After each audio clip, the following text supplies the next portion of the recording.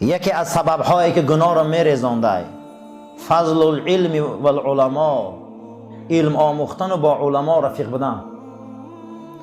حدیث ابی موسی روایت کرده است. روایت کننده حدیث در مجموعه الزوائد روایت طبرانی از موسی ابن عبیده آمده بوده است. جناب پیغمبر گفتند روز قیامت بنده ها را خدا میخوانه، ثم میز العلماء، بعد از علماء ها را جدا میکنه، میگه ای گروه علما، علم ضایع نکرده، مردم در رسانده، حق گفته، ای عذابم خلاص خورده، امروز در نامه اعمالتان مهر میزنم که گناه نداره. هر علمایی که علم ضایع نکنه، حق گوه، راه رسول اکرم مردم در نشان تیه صلی الله علیه و سلم، روز قیامت هم مهر میزدی که تو گناه نداری. در دیگر روایت آمده است که پروردگار روز قیامت میگفته است کسی که علمی منه، کسی که نعمتایی که در شما دادم او را هر آینه ضایع نکرده، علم دادم تا دانش دادم تا ضایع نکرده، مردم در رسانده، این دانسته باشه که من برای شما مهری مغفرت میزنم، همه گناهاتون علما میبخشم، ولا ابالی، پروا ندارم. علما در این شبها باید مردم در حق گوه. علما باید پروای دنیا نداشته باشه. دنیا ایم دنیا داره، علما باید آخرت آباد کنن. علما باید کجا را آباد کنن؟ آخرت شد. حضرت امام سفیان ثوری را پرسیدن که علما کیست؟ گفت کسی نفس خار کنه، کسی نفس خار کنه، کسی عقلش راهبرش کنه، کسی علم چراغ دانه، کسی دنیا را پسی پا زنه، کسی رفتاری رسول داشته باشه، در جمعیت و خلق خدا ضرر نرسانه. و علما علما باید همین باشه. علما باید غم خانه و در غم یگان چی نداشته باشه، برای آنکه اگر غم ای را خورد برادرها قسم به خدا علم میمونه، ای علم واقعی میمونه. امروز آفت علما این معرکه گردی شونه، ای معرکه به این معرکه میگردن، نه علم خوب دارن دیگه، نه کتابی ساز میبینن، نه شاگردی خوب دارن دیگه. در همون معرکه اگر با یه علمای دیگه قدی بحث شود، با 4 عوام دیگه قرصک زنه، در اینجا نه که ابلیس رقص کنی شبیم با. همین سبب شد که علما پیشوا خورد. علما باید بزم داشته باشن، علما باید شورا داشته باشن، علما باید چنین مسئله ها را مطرح کنن. امروز در کجا مانده علما که چنین مسئله را مطرح کنن؟ کجا در مانده مسئله را چنین حل کنن؟ جز از مرید جمع کنی و مخلص جمع کنی و جور از همون دیگر کارو. علما باید وظیفه رسول اکرم داشته باشن تا اینکه روز قیامت این مهر در نامه اعمالش زده شود. وقتی که غیر المغضوب علیهم خواندن که خدایا ما را اهل غضب نگردان، آمدن از عبدالله ابن عمر که اهل غضب کیه؟ گو علمای به عمل. هر علمایی که به عمل ما در الحمه و پناه طلب میکنیم. خدایا ما را از اهل او نگردان که پگه او جهنمی هم. سیمین اهل مغفرت رسول اکرم صلی الله علیه و سلم گفته که مؤذن ها هستند. ابن عمر حدیث روایت کرده که رسول اکرم صلی الله علیه و سلم گفتند که خداوند مؤذن چنان بخشش میتیه در گناهاش که به اندازه کجایی که آوازش رفته رسه. هر مؤذنی که صداش کمی قد بلند رو و رسه، به اندازه همین خدا گناهش میبخشیده. و یستغفر له کل رطب و یابس سمعه. امام احمد حدیث روایت کرده که هر جانداری خشک، هر جانداری تر، هر جانداری بیجان چیزی که صدای اذانش شنید روز قیامت در حق این شهادت میداده. یعنی که مؤذن ها از گناه پاک بدیان. در دیگر حدیث آوردگی بوده که روز قیامت مؤذن ها فی کثبان من ریح المسک، روز قیامت در تپه های مشک عنبری جنت بدیان که اون تپه ها میگه همین خیلی بوی داره که در بوی او میگه انسان ها از هوش میرن. جای مؤذن ها انا همون تپه ها ده بوده که تپه های دوخیش ای دوخی ها و خوشبویاش انگه تپه ها بوده. خدا ما رای آخرت هیم. اسلام ما اسلام آخرت هی. اسلام ما آمد که آخرت آباد کنیم. ما خدا از آخرت هیم. و فی روایت لاحمد یغفر له مد صوته و یصدقه کل رطب و یابس. امام احمد آوردگی بود است که برای نماز مؤذن مغفرت طلب میکنن به اندازه صداش در کجای میرسیدگیش هر یک چیزی خشکتر روز قیامت در حق این شهادتی میتیه، در حق اذانش.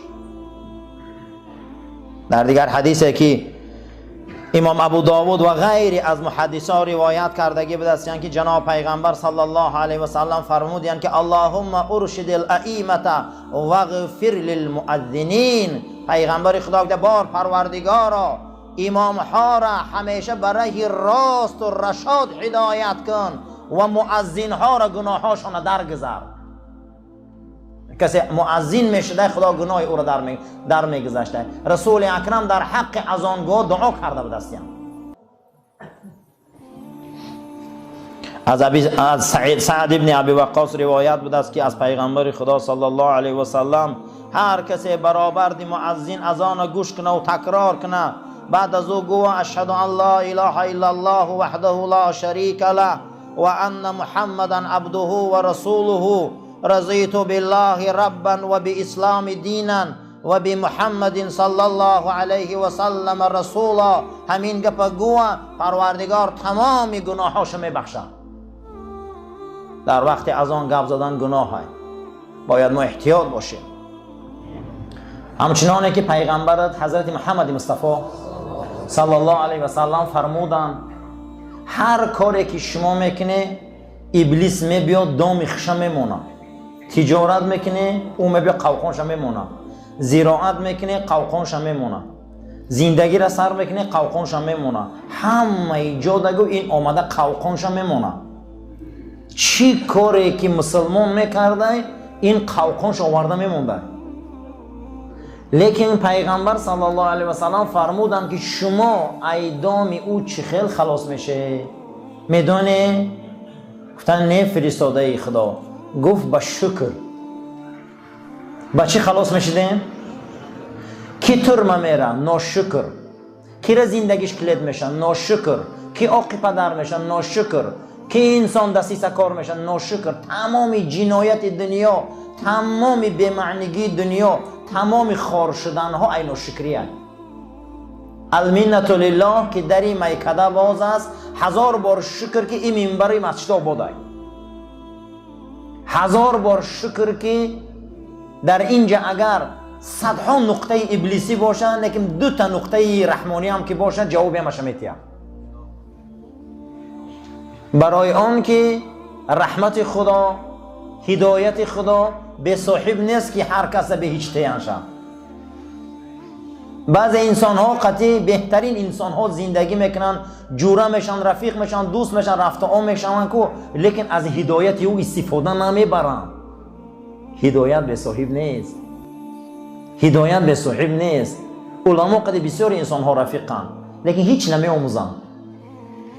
من همین انسان ها همین خودمون قیاس کنیم که ما قد یک قاری داملو قد رفیقیم از همه چی آموختیم، چند علمی هم را گرفتیم. معلومه که ما اهل هدایت نیستیم. ولی هدایت به صاحب نیست که بیایه و مقصد دیگه ما در همین تتیان هدایت ایقفاش میشی. اذکر الله کاری هر اوباش نیست. رومی میگه این یاد خدا و ذکر خدا و این شب زنده داری این کاری هر اوباش نیست. خیزه کنه ارجعی هم کاری هر قلاش نیست. هر خی آدم تراویح اومدن نمیتونه. هر خی آدم 20 رکعت تراویح خوندن نمیتونه. ختم گذاشتن نمیتونه. شما گمان کرده میگه هر خیل رهزن و هر خیل مقصد دیگر دقل هم شما راستو چیکن میگن و لایق درگاه خدا های. هر خیل خلاش خیال کرده اینجا بسعیبه های. اینجا کی میبیا؟ الله اعلم بالمهتدین. خدا میگه من میدونم کی هدایت مییابه. خدا میگه من میدونم کی به درجه های کمالات میرسه. خدیجه مادرمون دید که در آینده چهره رسول اکرم ده بزرگی های. پیغمبر هیچ چیز نداره، تمام ثروت رسول الله داد. دانست که آینده من درجه را چی مییابم؟ اطاعت همین مرد. نگیم قطعی پیغمبر صدها انسان اون وقت دوست و رفیق بودن، هدایت نیافتن. ابوبکر صدیق هدایت یافت. خدیجه مادرمون اولین زنی بود که به سرعت دوید، مال و پولش فدای دین رسول الله کرد. از پیغمبر فرزندای به دنیا آمدن، همشان اسلام دریافتن، مردن، اما فاطمه زهرا زنده موند. خدیجه را همسفرش و میگرفتگیش و در نکاح میدراوردگیش میلیونر و میلیاردرهای عرب بود همه زمان. اما چرا رسول الله را انتخاب کرد؟ دانست که در آینده این شخصیت آدمی چی ای؟ بزرگ ای. و وجدک عائلا فاغنا. ای پیغمبر تو یه پالوچ بودی ثروتمندت کردم. عائل گفته چی را میگن؟ به ثروت هیچ نداشتی، با واسطه کی کار کرد خدا؟ خدیجه مادر ما. برای همین خوشا به حال انسانایی که هدایت دریابند.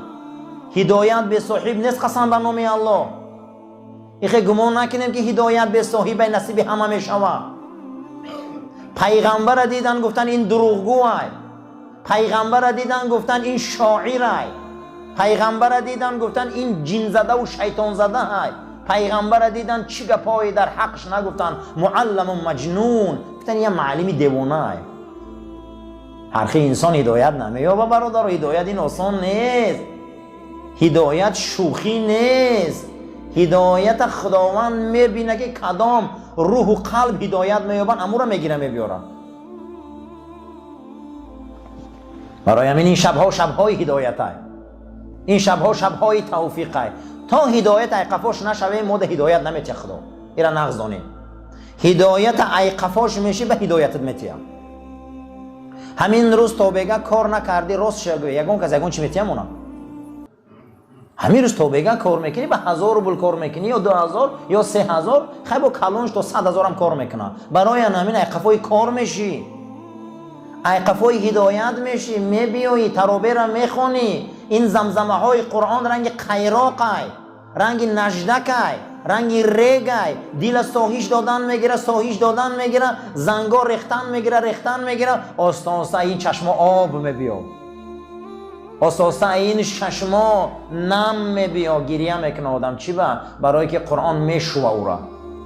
برای همین المنت لله که دری میکده بازر 1000 بار شکر میگه حافظ که دروازه هویه. تمام قوقان های ابلیس ما با شکر میشکنیم. شکر، شکر برادر، شکر چیزی بزرگه. شمس الدین ذهبی میبیاره که شکر چیست؟ گفته هر چیز در جاش صرف کن شکرای. دست باید کاری خود کنه، چشم باید کاری خود کنه، زبان باید کاری خود کنه، پا باید کاری خود کنه، مرد باید کاری خود کنه، بچه باید کاری خود کنه. هر کس کاری خود کنه قسم به خدا شکر بجا آورده. بزرگترین شکر این نماز ای. ای همه شکری بزرگ چی بوده است؟ این نماز. قسم به نام الله این شکر زبانی 5 درجه شکر ای. ای همه شکر بزرگ این شکر باطنی ای که در این قفس سینه ای را قلب میگن. ما در درون این ایمان خدا و حضرت محمد مصطفی را داریم. این شوخی نیست قسم به خدا. این بزرگترین شکر ای که ما موحدیم. بعد این از همه شکر بزرگ این شکر عمل ای. کسی امروز یک رمضانی را یک پیاله آب داد، یک دانه نان داد، دستش گرفت، هزارها هزار مشکلات امروز برادرها دارن.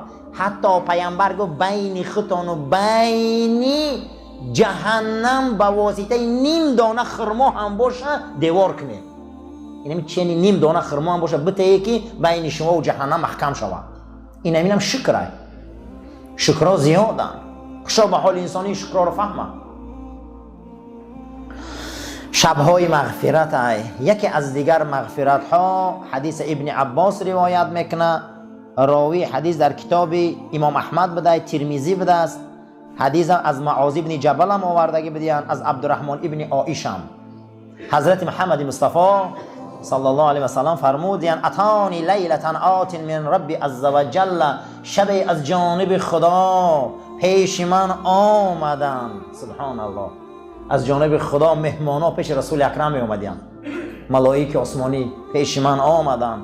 گفتن یا محمدو ای محمد صلی الله علیه و سلم، اتدری فیما یختص ملأ الاعلی، فیما یختص ملأ الاعلی. ای محمد صلی الله علیه و سلم، میدانی که همسایه خدا در کیای جدا کرده های خدا؟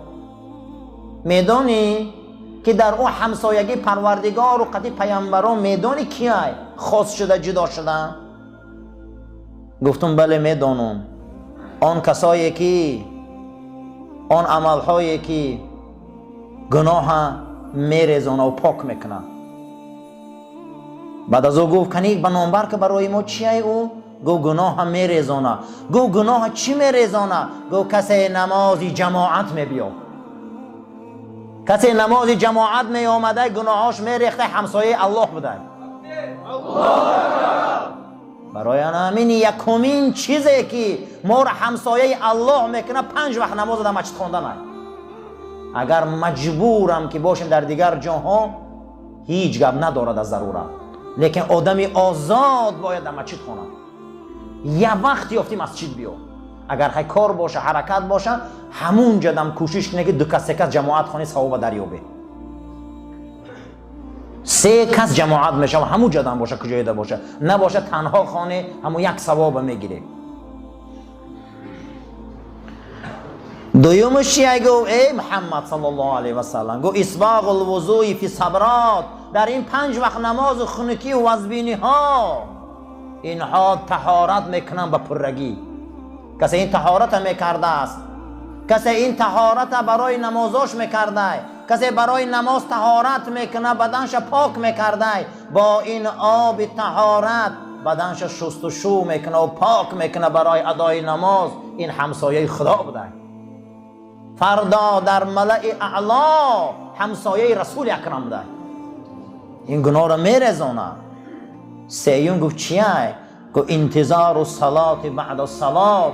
کسی بامداد میخونه غمی پیشینش میخوره، کسی پیشین میخونه غمی عصرش میخوره، کسی عصر میخونه غمی شامش میخوره که در کجا اداش کنم این انسان در بدنش گناه نمیمونه، همسایه الله های. این شبهای کفارت گناه های. بعد از او جناب پیغمبر صلی الله علیه و سلم پرسیدم یا محمد صلی الله علیه و سلم چی گفتنی؟ گو و من حافظ علیهن عاش بخیر. کسی همه گفتگی هم قد زندگی کنه خوب زندگی مسلمانی کرده زمین ده. و من مات بخیر. کسی را به همین عمل منحش بندن مسلمان مرده. و کان من ذنوبه که یوم ولدته امه. اگر به همین عمل مره از گناه چنان پاک شده که نو از مادر به دنیا آمده. حدیث امام ترمذی روایت کرده. اللهم ربنا آتنا فی الدنیا حسنة و فی الآخرة حسنة و قنا عذاب النار و صلی الله تعالی خیر خلق محمد و علی اصحاب الاجمعین. آمین یا رب العالمین.